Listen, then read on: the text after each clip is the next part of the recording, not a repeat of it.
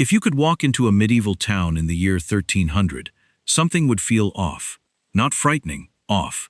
You would look around and start asking yourself a question. Where is everybody? More specifically, where are all the older faces? Most of the crowd moving through the market would be young. Children darting between cartwheels.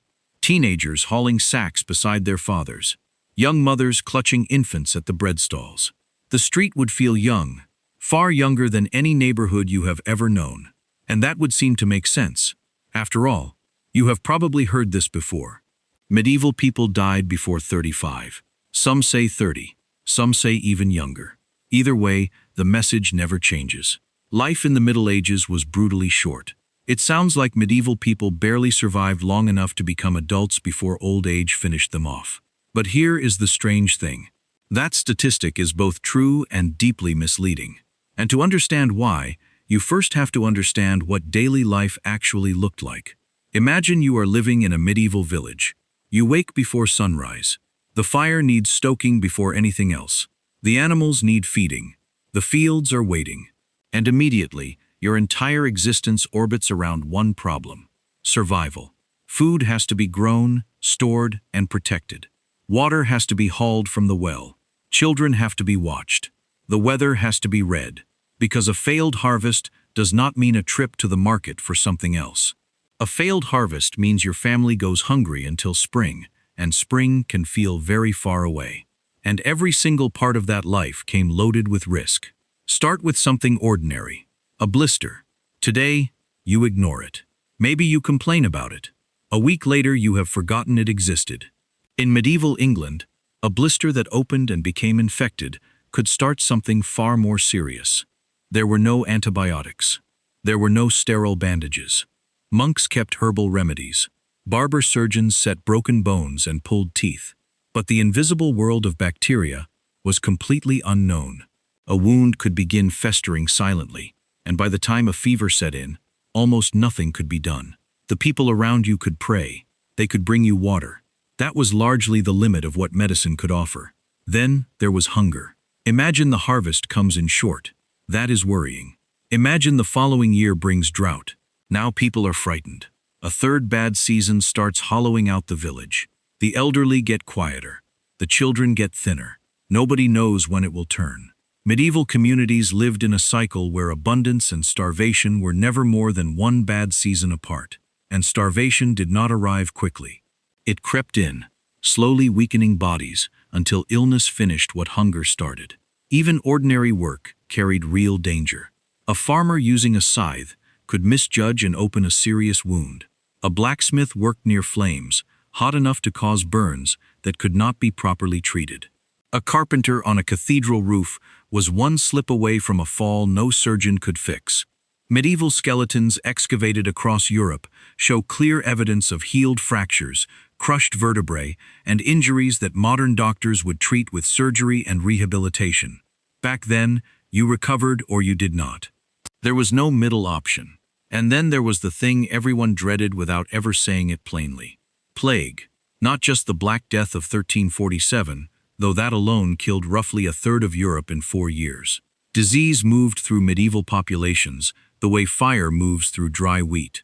Typhus, dysentery, sweating sickness, smallpox. Cities were the worst.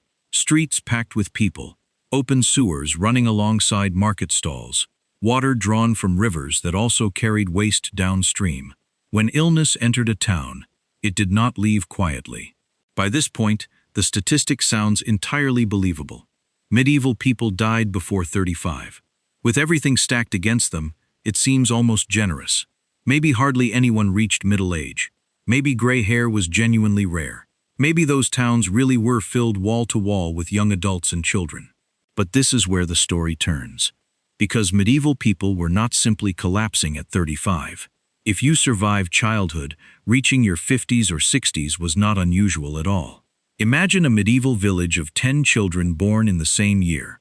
4 of them die before their 5th birthday, taken by fever, infection, or a harsh winter.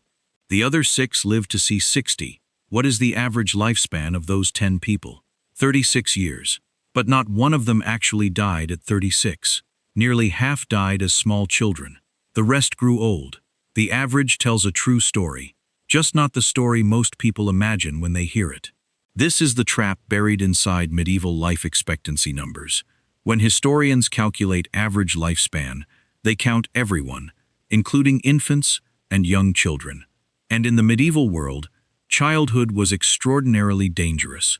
That is the piece that changes everything. The reason medieval life expectancy looked so short had almost nothing to do with adults dying young. It had everything to do with how many children never reached adulthood. Today, in much of the world, childhood mortality is so low, it barely registers as a daily concern. For medieval families, it was woven into ordinary life. Historians, studying parish records and burial registers, have found that in many medieval communities, somewhere between a quarter and a third of children died before the age of 10. Think about what that means. Picture a village school with 30 children sitting in rows. Now remove 10 of them. Not because they moved to another village, because they did not survive long enough to need a seat. That was the ordinary reality medieval parents lived with and grieved inside of, while life somehow continued around them. Now suppose you survived childhood. Something shifted. Your body had built resistance. You had learned which risks were worth taking and which were not. You knew the rhythms of the seasons, the signs of coming illness, the herbs that could ease a fever.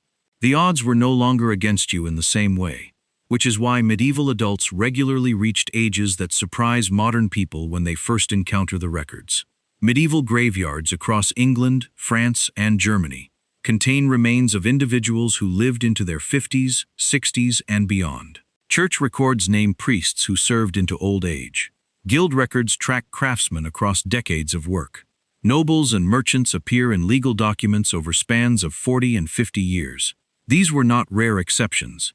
They were the ordinary result of surviving the most dangerous phase, which was simply being young. And the elders who survived were not idle.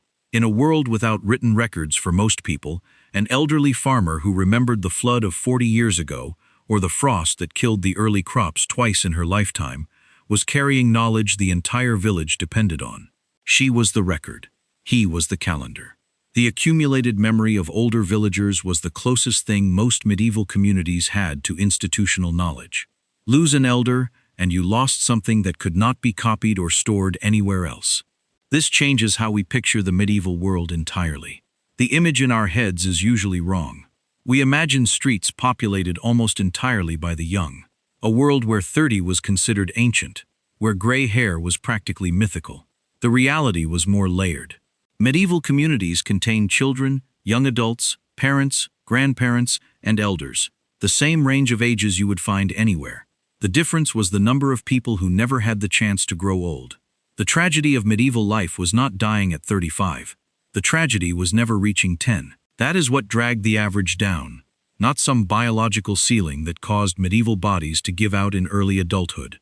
Which brings us back to that market street from the beginning. If you walked through it, you would notice all the young faces. The town would feel youthful in a way that startled you. But if you stayed and looked carefully, you would begin to notice the other faces too.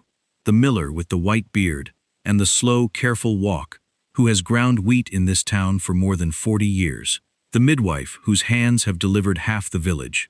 The old carpenter, who built the great church beams when the current priest was still an infant. They were there. They had always been there. Their existence tells the truth, hidden behind one of history's most misunderstood numbers. Medieval people did not die young because their bodies failed at 35. They died in terrible numbers because surviving childhood was one of the hardest things a human being could do in that world. In a quiet way, this changes how we understand progress. When people speak of modern medicine, they name vaccines, surgery, and hospitals. Those matter enormously.